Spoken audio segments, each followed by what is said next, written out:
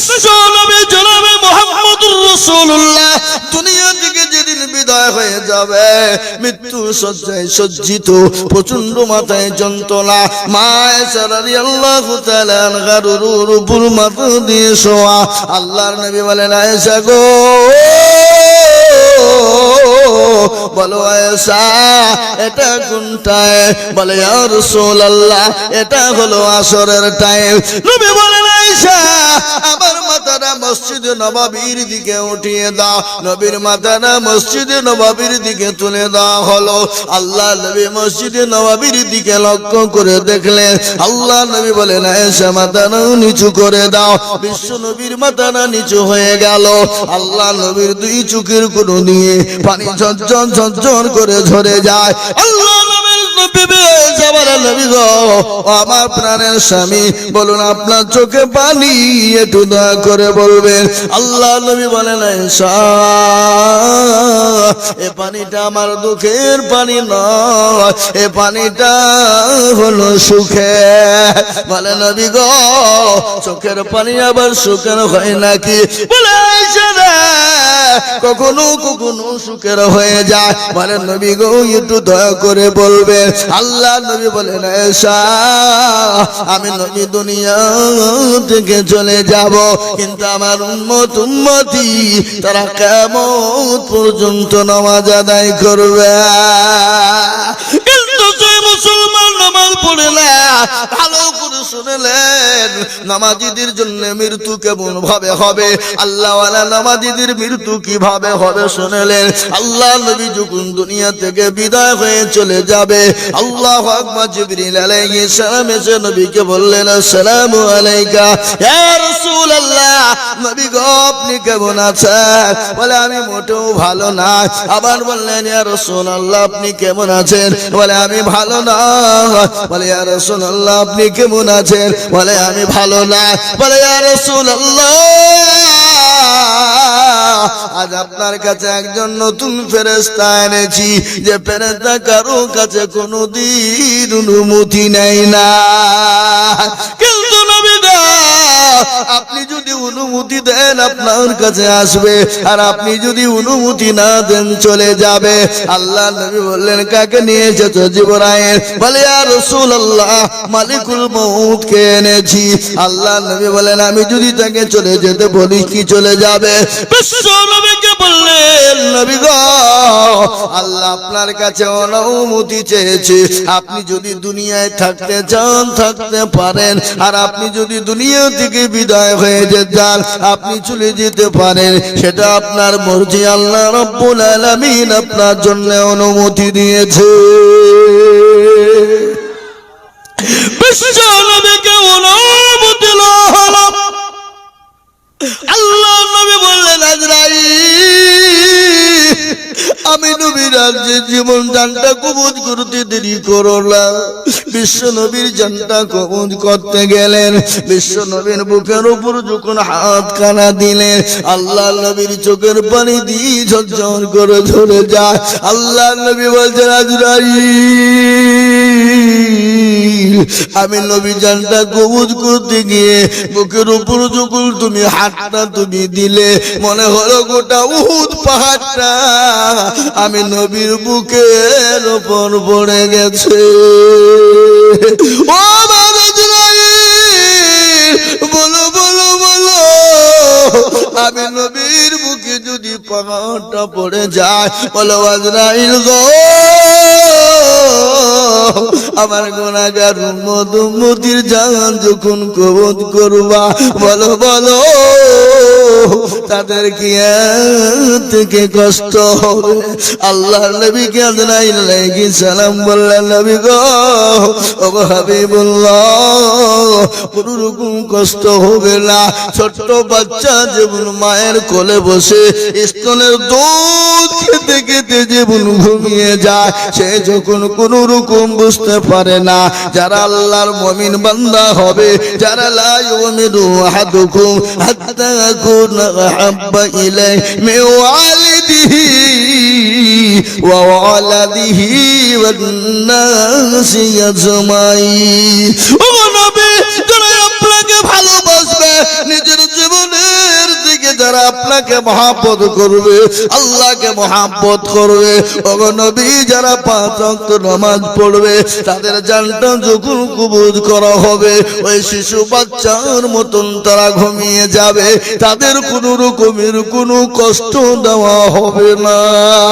কিন্তু নবী বেঈমান হয়ে যাবে যারা, নামাজ রোজা করবে না, আল্লাহ তার রাসূল চিনবে না, তাদের জানটা কবুল করতে গিয়ে তারা পায়খানা করে ফেলে কাপড়ে, কারো মুখটা বেঁকা হয়ে যায়, কারো ঠ্যাং দুটো বেঁকা হয়ে যায়, কারো হাতগুলা বেঁকা হয়ে যায়, কারোর চোখগুলো দাঁড়িয়ে যায়, আবার কারোর মুখগুলা হা হয়ে যায়। ওগো নবী যারা আল্লাহ চিনে না, নবী চিনে না, রাসূল চিনে না, কোরআন চিনে না, মসজিদ চিনে না, মাদ্রাসা চিনে না, আলেম ওলামাকে চিনে না, তাদের মৃত্যুটা ওইভাবে হয়ে যাবে, তারা কিন্তু টের পেয়ে যাবে। কিন্তু মৃত্যুর পরের ঘোষণা শুনলেন বিশ্ব নবী জনাবে মুহাম্মদুর রাসূলুল্লাহ, সকলেই বলুন সাল্লাল্লাহু তাআলা আলাইহি ওয়াসাল্লাম। আল্লাহর নবী জনাবে মুহাম্মদুর রাসূলুল্লাহ সাল্লাল্লাহু তাআলা আলাইহি ওয়াসাল্লাম বলে গেছে, মানুষ যখন মারা যায়, মানুষকে কবরে যদি তারা জানতো কবর কোন জায়গা, মানুষ মরে গেলে জীবনেও কোনদিন কবরে রাখতো না। মুসলমান দরদি, মানুষ যখন মারা যায়, আপনাদের দেশে মানুষ মরে না, এই কথা বলে না কেন, মরে না? মরে না, মরে। মানুষ যখন মারা যায়, মানুষকে কবরে যখন রাখা হবে, 5 দিনের পরে খবর নিয়ে দেখুন হাতের আঙ্গুল গালা খুলে খুলে পড়ে গেছে। 10 দিনের মাথায় মাথার চুল গালা খুলে গেছে। 15 দিনের মাথায় তার এই পেটটা ফুলে গেছে। 20 দিনের মাথায় পেটটা ফেটে যাবে। 25 দিনের মাথায় তার মাংস গলা পোকা থেকে নিবে। 30 দিন পরে কবর নিয়ে দেখো রে বান্দা, ওই কবরে হাড় ছাড়া কিছুই পাওয়া যাবে না, কিন্তু কবরের মানুষ কিন্তু পচে না। কিসের অহংকার, কিসের গৌরব, কিসের তাকাব্বুর, কিসের অহংকার করো বান্দা? ও যুবক তরুণের দলেরা, কিসের তুমি অহংকার করো? বডির অহংকার করো, শরীরের অহংকার করো, জীবনের অহংকার করো, যৌবনের অহংকার করো। ও মায়েরা, বোনেরা, খালারা গো, এ জীবনের কোনো মূল্য না, এ জীবনের কোনো দাম না। কখন আছি কখন চলে যাব কোনো জীবনের গ্যারান্টি না। এ শরীরে কত সাবান ব্যবহার করেছো, কত শ্যাম্পু ব্যবহার করেছো, কত ফেস ওয়াশ কসমেটিক ব্যবহার করেছো, কিন্তু কবরে খবর নিয়ে দেখো, রূপ যৌবনে যদি থাকে অহংকার, গোরস্থানে গিয়ে দেখো শান্ত থাকা। কত যে সুন্দর নারী কবরে শুইয়া, আর রূপ যৌবন গেছে মাটিতে মিশিয়া। তাহাদের রূপে রূপ গর্বিত ছিল, তাহাদের রূপ দেখো মাটিতে খাইল। উঠো উঠো মাল গাড়িতে ভরিয়া, গাড়ি যখন ছেড়ে দিবে বসবে বসিয়া। এ খোদারে হুকুম হবে ছেড়ে দিবে গাড়ি, আর জমিনেতে পড়ে পড়ে দিবে গড়াগড়ি। আল্লাহু আকবার, নারে তাকবীর। মুসলমান, কবর বড় ভয়ঙ্কর। ওই কবরে অনেকের মা চলে গেছে, বাপ চলে গেছে, আমরাও কখন কোন টাইমে চলে যাব। কবর কিন্তু কাউকে চিনে না, কবর চিনে ইন্নাল্লাযীনা আমানু ওয়া আমিলুস সালিহাত। যারা আমল ভালো করবে, যারা ভালো কাজ করবে, যারা ভালো কর্ম করবে, যারা আল্লাহর ইবাদতে মশগুল থাকবে, যারা আল্লাহর ইবাদত নামাজ ছেড়ে দিবে না, তাদের জন্য কবর বড় সুখময় হয়ে যাবে। আল্লাহুম্মা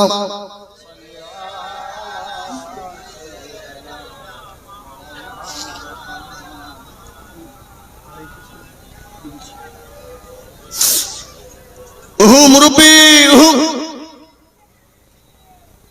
যান যান যান, ঘুরে আসেন, প্রয়োজন হলে যাবেন, আমি বাধা দেব না। এ বাবা, মানুষের প্রয়োজন আসে না নাই? হাজতের প্রয়োজন আসে না নাই? প্রসাব পায়খানা বাথরুমে প্রয়োজন হলে যাবেন, আটকাবো না। কিন্তু যদি এমনি বিনা কারণে যদি পান খেতে যান, যেতে না। না পান খেলে না খেতে, একদিন না খেলে অসুবিধা হবে নাকি? বুঝবে কারো ভরসায় আছো রে মন, কেসর যাত মায়া,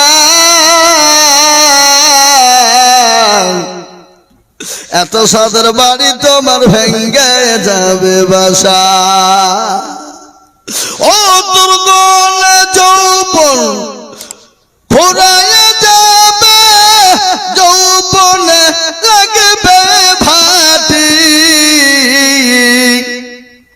ওই যে ডাকতেছে তুমি কবরের মাটি। সন্ধ্যার আগে যেদিন ডুবিবে বেলা, সন্ধ্যার আগে যেদিন ডুবিবে বেলা, এক পলকে ভেঙ্গে যাবে তুমি রঙের মেলা। সন্ধ্যার আগে যেদিন ডুবিবে বেলা, এক পলকে ভেঙ্গে যাবে তুমি রঙের মেলা। কার তুমি ধমক দিবা, কার তুমি ধমক দিবা, কার মাথায় ভাঙবা লাঠি, ওই যে ডাকতেছে তুমি কবরের মাটি। খবর পেয়ে আসবে আত্মীয় স্বজন, তোমার চারি পাশে বৈশা করিবে কান্দ, ও তোমায় সাজায়া দিবে মনের মতো, সাজায়া দিবে মনের মতো, কি সুন্দর পরিপাটি, ওই যে ডাকতেছে তুমি কবরের মাটি। মুসলমান, কবর বড় ভয়ঙ্কর। আল্লাহর নবী, দয়ার নবী, বিশ্ব নবীর বিবি মা খাদিজা তো কবরের কথা মনে হয়ে গেল। নবীর সামনে মা খাদিজা কান্না করে চলে যায়, হাউমাউ করে কান্না করে চোখের পানি ঝরঝর ঝরঝর ঝরঝর করে ঝরিয়ে দেয়। নবী বলেন, খাদিজা তুমি কান্না করো কেন? খাদিজা কি হয়েছে তোমার এত কান্না? তোমার শাড়ি ছিঁড়ে গেছে এই জন্য তুমি কান্না করো। বলে, নবী গো, আমার শাড়ি ছিঁড়ে গেছে এই জন্য আমি কান্না করি নাই। বলে, কেন তুমি কান্না করো বলো? বলে, ইয়া রাসূলুল্লাহ, আমি কেন কান্না করি আপনি জানেন? বলে, খাদিজা তোমার বাড়িতে 3 দিন আখা জ্বলে নাই। মা বোনেরা রান্না করে ডাকে কি বলে? বলে, ও খাদিজা আমি জানি তোমার বাড়িতে 3 দিন কোনো বাজার হয়নি, 3 দিন কোনো চুলা জ্বলে না, এই জন্য তুমি কান্না করো নাকি? মা খাদিজা তুল কুবরা বলে, নবী গো, আমি 40 গুণ স্বর্ণ ওগো নবী আমি আপনাকে ইসলামের জন্য তুলে দিলাম। ওগো নবী গো, আমি কোনদিন আপনাকে জিজ্ঞাসাও কোনদিন করিনি, আল্লাহর হাবিব আপনি এত স্বর্ণ আপনি কোন পথে খরচ করলেন? আমি গাড়ি বাড়ি সম্পদ গোনা তুলে দিয়েছিলাম, আমি কোনদিন আপনাকে জিজ্ঞাসা করিনি। আমি কেন কান্না করি আপনি জানেন গো হাবিবুল্লাহ? আল্লাহ আল্লাহ নবী বলেন ও খাদিজা কেন কান্না করো বলে ইয়া রাসূলুল্লাহ কবর বড় ভয়ঙ্কর কবর বড় কঠিন দুনিয়ার জমিনে বন্ধু পাওয়া যাবে বান্ধবী পাওয়া যাবে দুনিয়ার মধ্যে সাথী পাওয়া যাবে কিন্তু কবরের মধ্যে কাউকে পাওয়া যাবে না নবী গো কবরে বাতি নাই সাথী নাই লাইট নাই ওগো নবী আমার কবর দেখে বড় ভয় হয়ে যায় আল্লাহ নবী বিশ্ব নবী বললেন খাদিজা তুমি কান্না করো না আমার আল্লাহ তোমার জন্য আমার দুইজন বিবি কে কবরে পাহারাদার হিসাবে আমার আল্লাহ নিযুক্ত করবে জোরে বলুন সুবহানাল্লাহ একটু জোরে বলুন না সুবহানাল্লাহ এ বাবা সুবহানাল্লাহ বললে গুনাহ হবে নাকি বুখারী শরীফের হাদিস শেষ হাদিস শুনলেন বুখারী শরীফের প্রথম হাদিসে আছে ইন্নামাল আমালু বিন্নিয়াত প্রতিটি কাজ নিয়তের উপর নির্ভর করে আর বুখারী শরীফের শেষ হাদিস হলো সুবহানাল্লাহি ওয়া বিহামদিহি সুবহানাল্লাহিল আযীম হাবিবাতান খাফিফাতান ইলার রহমান শাকিলাতান ফিল মিজান বুখারী শরীফের শেষ হাদিস জবানে হালকা সুবহানাল্লাহি ওয়া বিহামদিহি সুবহানাল্লাহিল আযীম কিন্তু তার ওজন তার ওয়াইন বহুত ভারী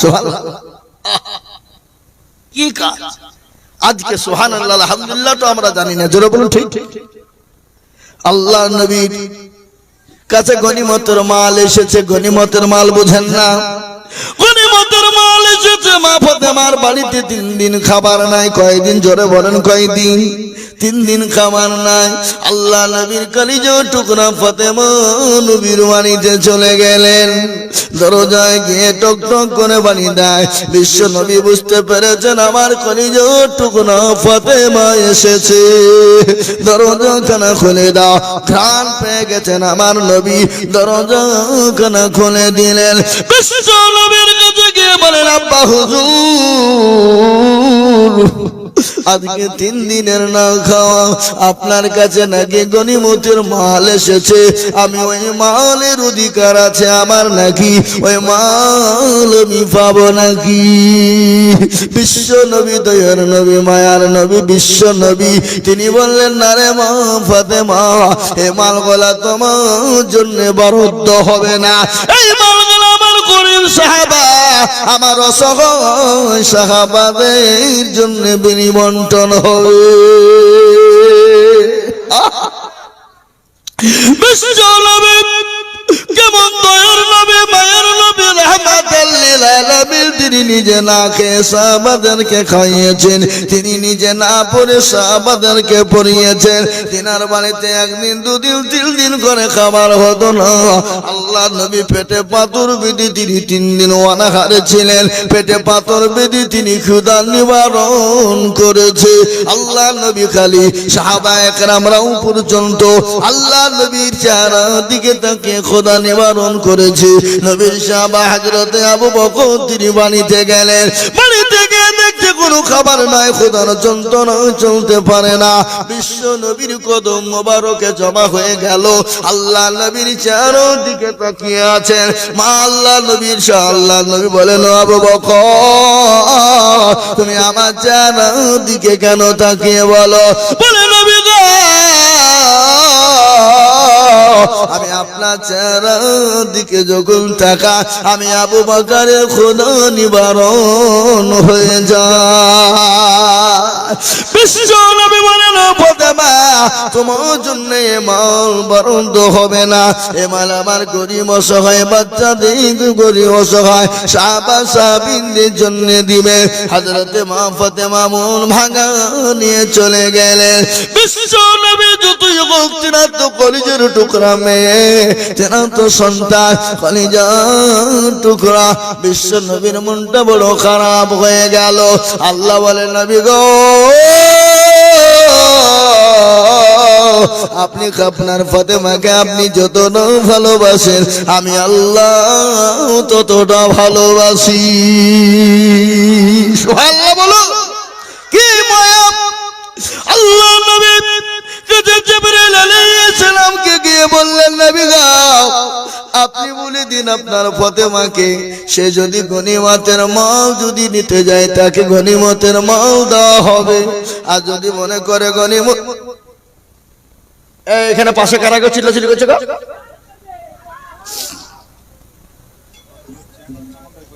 দেখেন তো হুজুর চাংড়ারা কি করছে। এই মুসলমান দরদের আমার ভাইয়েরা ভালো করে শুনে নেন, বিশ্ব নবী ভরে মনে ফাতেমার বাড়ি চলে গেলেন, কিন্তু বাপেরা মেয়েদেরকে ভালোবাসে কিনা জোরে বলুন, কথা বলেন না কি নেই? কিন্তু মেয়েরা বাপকে নিজের জীবনের দিকে বেশি ভালোবাসে। মেয়ে বড় আদরের জিনিস, মেয়ে বড় মায়ার জিনিস, ঠিক না বেশি জোরে বলুন, এই কথা কয় না? এ বাবা আল্লাহ নবী গিয়ে বললেন, ও ফাতেমা, ও মা, আমার আল্লাহ তোমার জন্য দুটো জিনিস উপহার দিয়েছে। মা গো তুমি যদি গনিমতের মাল চাও আল্লাহ তোমার জন্য বরাদ্দ করে দিয়েছে, আর যদি তুমি গনিমতের না মাল চাও আল্লাহ তোমার জন্য তিনটি দোয়া দিয়েছে। বলো মা তুমি তিনটে দোয়া তুমি নিবা না ওই গনিমতের মাল তুমি নিবা? আল্লাহর নবীর বেটি মা ফাতেমা রাদিয়াল্লাহু তাআলা আনহা বললেন, নবী গো আব্বা হুজুর আমি গনিমতের মাল আমি নিব না, আল্লাহ আমাকে তিনটি দোয়া দিয়েছে, তাসবিহ দিয়েছে, আমি ওই দোয়া তিনটে তাসবিহ তিনটেই নিব। একবার জোরে বলা যাবে না আলহামদুলিল্লাহ? একবার জোরে বলা যাবে না আলহামদুলিল্লাহ? হে মুসলমান, আল্লাহ নবী বললেন সে দোয়া তিনটে কি তুমি জানো?